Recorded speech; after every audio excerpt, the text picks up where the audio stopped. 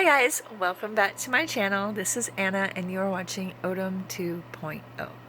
At some point I believe that the name of the channel will change. I have some ideas and some equipment to take this channel to the next level, things I've been working on in the background. But until I get everything all set up and perfect, it's just me and my trusty cell phone in my bedroom bringing you another hopefully 20-minute or less video on. Today it's going to be on baby mama drama queens. Yes, we have to have this discussion. And I picked today because, as you all know, I've been expecting my newest grandson to bless us with his presence, and he was born on Thursday. And so it kind of has me thinking about those things. And truth be told, I do have personal experience with baby mama drama queens. And yeah, I think it's time that we have a really serious talk about these women, because they are doing women, men, children, and the country a huge disservice by being the baby mama drama queens that they are so good at being. If you know a baby mama drama queen, you will recognize that she is self-absorbed, very Jesse Lee Peterson likes to call men alpha males when they're right on time, and beta males when they got some issues. I don't know how that works in terms of women, but we're going to just go with that. And I'm going to say that a lot of baby mama drama queens are beta females. They're insecure. They only feel powerful when they basically have somebody by the nuts. All about them, they're just all about themselves, and they really don't care about the feelings, opinions, or the worth of other people around them in their life, whatever the case may be. Generally, a baby mama drama queen will have a baby, and then if the relationship doesn't work out, the first thing she does is jump on welfare and completely dismiss the father and his entire family. And then decide that the reason why she did that is all the daddy's fault. Like, she didn't do anything wrong. Nothing that she did contributed to the relationship dissolving or not working out at all. She has a very superior opinion of herself, and the things that she did that were all completely right, where the dad was all completely wrong. Of course, it's basically the same scenario over and over and over again, just different women trying to play different levels of the game to see what they can get from the government while still being free, easy, and single to do whatever it is that they so choose to do. And these baby mama drama queens are really just messing things up for the rest of us, and it's just high time that, you know, we have a conversation about it. What's the point? Like, really, honestly, what is the point of getting together with someone, developing a relationship, letting it flourish to the point that you are now procreating and having a child? What is your deal that after that child is born, whether it be the man broke up with you, or you broke up with the man, or just whatever the situation, you're not together anymore, why does that automatically gotta be, you gotta be a stubborn ass, see you next Tuesday, and decide, oh, well, if this is how things are, I don't need you, you're not here anyway, so I don't want you, and I'm as independent, I got this, and I'll raise this baby myself. We've had way too many women doing that. And look at what the outcome is. Look at the state of our country. And this whole baby mama drama queens tearing up the government with stupidity. Like, and it's just hard to form the words to describe something that is just so vile and just so unnatural as one parent yielding control over another parent by using their child. And in the background, most of these women aren't even empowered by their own independence, but yet empowered by the fact that the government has now put them on free to low income rent housing, food stamps, actual money in the bank, medical. Some places, I don't know if they still do it anymore, but some places will do your electric bill. So yeah, all they got to do is walk into the welfare office, say they ain't got a man, they don't got a baby daddy that lives with them, they're not married, and they get all these wonderful perks of being a single mother without a man in the home.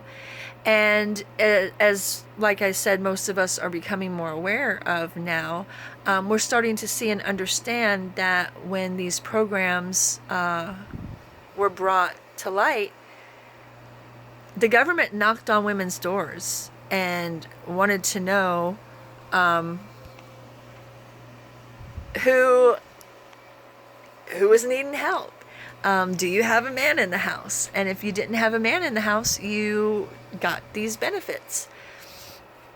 And now it's kind of turned into a lifestyle. It's turned into a career choice to have a bunch of kids, kick the dad to the curb, and then allow Uncle Sam to not only pay for these children, but now they can kind of implement any laws, rules, restrictions, whatever the case may be, on top of that. So now they're controlling you so many different ways, just simply by asking for help. And I won't call it a handout, I'll call it help, even though some of these women, they know they planned this and they know they were dirty. But we'll keep it respectful. So you have women who have grown up in a welfare family, generations of the same family on the government assistance. I know families who have lived in the same apartment buildings and their kids live in the same apartment buildings. It is really an endless cycle of how you can use and abuse the welfare system. And these fathers are the ones suffering the most for it. And these women can say whatever they want about these men. They can tell their new boyfriends whatever they want about these men. But the bottom line is, if you had sex with this man and you knew you weren't committed and you knew you just wanted a baby, well, you probably should have picked someone that you don't mind seeing and having to deal with for the rest of your life. Because babies, come on now. Y'all know you can't have a man father your baby and then most of these men just take off and forget that they have a kid. Okay? I know a lot of men have been raised to be that way now. But again, back before the civil rights movement, the black community, their rate of marriage was actually higher than the white community. Okay, so at one point, the black community had more to the same morals and set standards as to what is expected of a man, of a woman, and being a family, a unit that takes care of each other. Now, for generations, we've removed the man, replaced it with the government, and now we wonder why we have all these kids running around, making really, really poor decisions, in jail. It's not a good look, guys. I mean, you seriously can't have a baby, take off, go and find somebody else, and expect that life is going to be all hunky-dory. Children don't want to be raised by 5 different "you ain't my daddies." Children don't want to be raised by an invisible force. Children need a mother and a father. So when certain women get pregnant, and then for whatever reason the father's no longer in the picture, their first gut instinct is to just completely cut that person off altogether. That is still yet another direct influence from the welfare state. And so now these women think, oh, if I get pregnant, no big deal. The government's got me. Ew. Okay, that's gross, because as we can clearly see, based off of the things that are happening in this country, kids need their fathers. Okay, white kids, black kids, brown kids, Asian kids, all kids need their father. And if you're just not in it to be in it for the long haul, and you're just in it for a welfare check, I think you should be penalized for that somehow. Like, I think it's disgusting to use a child to gain a house and a little bit of cash in your pocket without actually having to go out there and work for it. You had an old man, and he could have been a good father and a pretty decent provider had you given him the chance, but you'd rather roll the dice with the government. And I think a lot of it has to do with wanting that free and easy lifestyle. Oh, I got money, I got a house, oh, I had a kid, but that's okay, I can get a babysitter every now and then. I have the freedom to go out, to see who I want, be who I want, be with who I want. And at the end of the day, my baby's still taken care of, and I didn't even have to see the piece of shit daddy. I mean, that is a gross way to raise your children in this world. Whether you love that man anymore or not, at some point he was good enough to sleep with. At some point he was good enough to have a relationship with. So at some point you got to realize that he has a right to be an influence and to help raise the child that both of you made together. But I feel like women are easily giving up the dads because they feel like they can raise these kids on their own. All they need is a little bit of help from the government. No, it definitely takes a father in the home to build structure, discipline, respect, just all of the things that you would want your son or daughter to be. It takes the influence of the father and the mother to make that happen. Now, I'm not saying single family homes can't get their shit right and that their kids aren't not gonna, be successful. A lot of very successful people have come from the struggle. So that's not what I'm saying at all. But what I am saying is,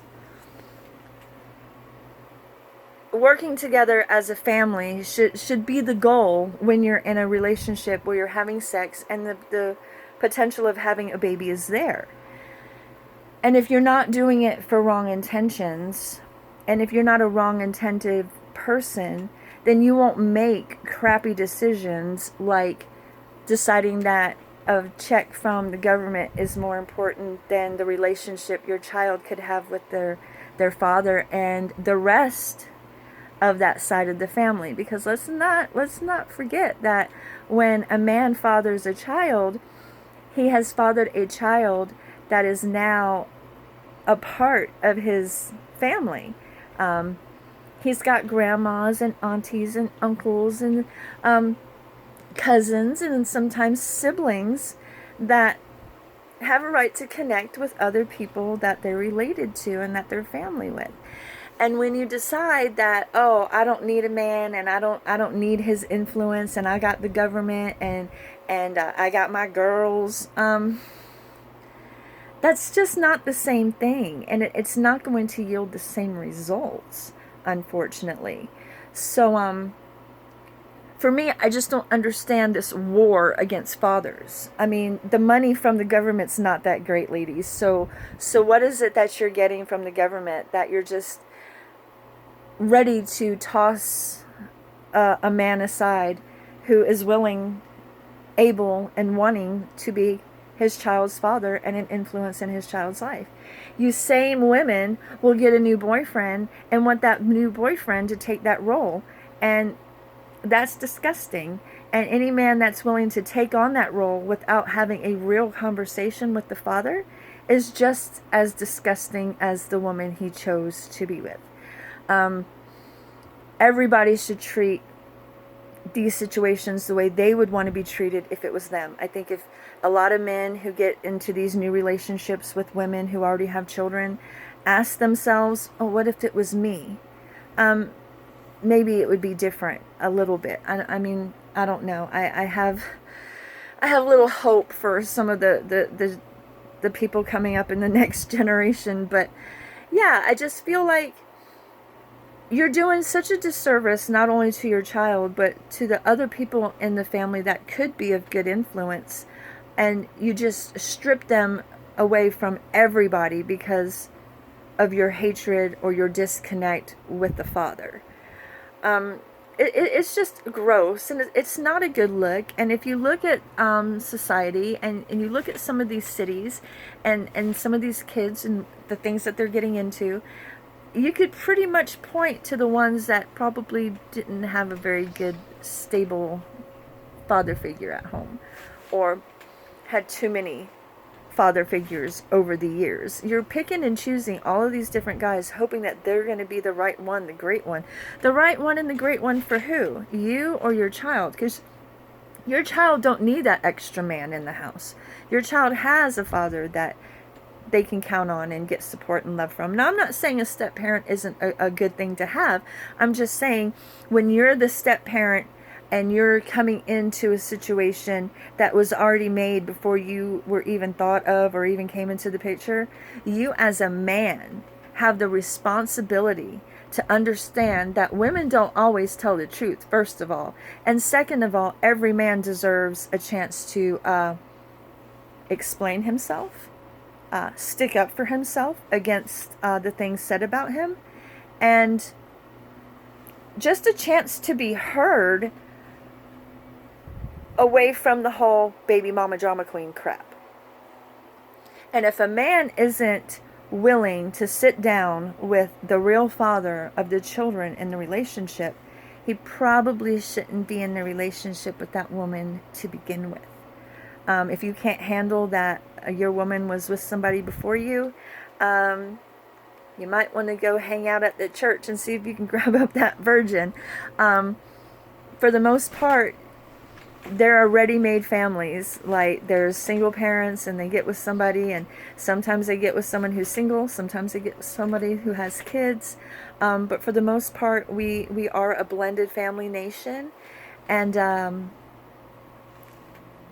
that only works if the people involved are true to the facts and the reality of the situation, which is there's a whole other parent, there's a whole other set of family members who want, deserve, and should have the right to be in that child's life, regardless of how the mother and the father feel about each other. It's the children that are supposed to be the most important.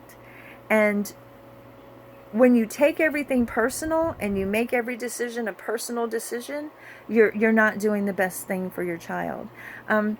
You can think that the father is the biggest piece of crap in the world, and you can think you're doing your child a service by keeping them away from people you think are harmful or just not good people or don't believe what you believe.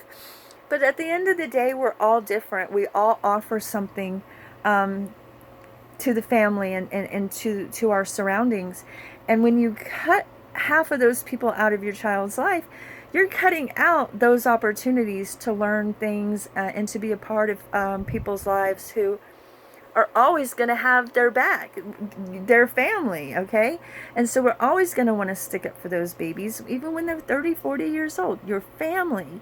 And you're a part of us. And they deserve to know where they come from and who they're a part of. And when you take that from them, all you're doing is developing a curious mind. I didn't have a dad growing up. I kind of knew my dad. I remember bits and pieces of him when I was small, but I didn't actually meet him and spend real time with him until I was 21 years old. Over the course of that entire time, my mother's family had nothing at all good to say about my dad. And as true as the things that they said turned out to be, at the time, it didn't matter to me, their perception of my dad, father, I should say. I needed to know for myself. So you can put up walls and you can move around the world and you can block people and you can hide from people. But what you cannot do is kill curiosity. And when a child wants to know who and where they came from, it is not your choice to take that away from them, to lie to them, or to control them when it comes to who their other parent is. Hello, they have a right to know, they have a right to ask, and it is not your place to lie or to decide for that child. You need to, if a father's willing and able, you need to just let that relationship happen. If you're worried about child support, get a damn job. As far as I'm concerned, visitation should be 50-50, therefore it cancels out child support. And again, we're talking about people who actually want to be in their children's life and want to contribute however they can or need to. I'm not talking about the deadbeat ones. Y'all handle your deadbeat dads the way you see fit. But when it comes to dads who really want to be in their kid's life and they really want the opportunity to be the father that they know they can be, let them have that relationship with their child. The relationship between the two of you might be over, but that relationship between that father and that child never stops, never goes away, and never changes. The blood running through that baby's veins did not change the day you decided to change your relationship status. So when it comes to your babies, stop being baby mama drama queens and realize that as a mother, you're going to make a decision that is right and good for your child, not what's right in your own mind based off of your personal feelings towards the other parent. And when you do that, and when you keep those children away from those people, and the dad, and all the other people in the family, you are disgusting. You are a piece of you know what. All right? And I'm sorry, but that's just the reality of it. Unless you have concrete evidence that you've taken to a judge, and that judge has deemed that parent unfit in a court of law, you have no right keeping that child from their other parent. No right at all. So if that's what you're doing right now, and you're one of those baby mama drama queens, and you would like to give up that crown and be a respectable woman who is a parent, a loving parent, whose only job in this life is to make sure her children are taken care of and have what they need, whether it comes from you or the dad and the other side of the family that you absolutely can't stand. Well, again, that was out of your control the second you made a baby with someone who has a family that you may or may not like. Sorry, but that's just you can't pick your family. You can pick your friends, you can pick your nose, but you can't pick your family. And sometimes babies are born into two separate families that have grievance, problems, issues. But at the end of the day, that baby didn't ask for those problems. That baby did not cause whatever is going on with you and the mother, the father, whatever. That baby is innocent. And that baby deserves to grow and know who they came from and who loves them. And sorry, but if you're a baby mama drama queen, I have no respect for you. Your crown is made of dust and dirt and grossness, because that's how people like you act. Selfish, disgusting, dirty, and gross. And it's not a good look when you're also supposed to be a mom. So yeah, get your head out of your asses, ladies, and start doing what's right for your kid, and stop thinking of yourself. And that's what I have to say about that today. Tell me what you guys think. Are you involved in a horrible custody battle? Do you know somebody who is a baby mama drama queen? Leave the comments in the comment section below. Give me a like, a dislike if you have to. But as always, if you leave me a dislike, please leave me a comment telling me why.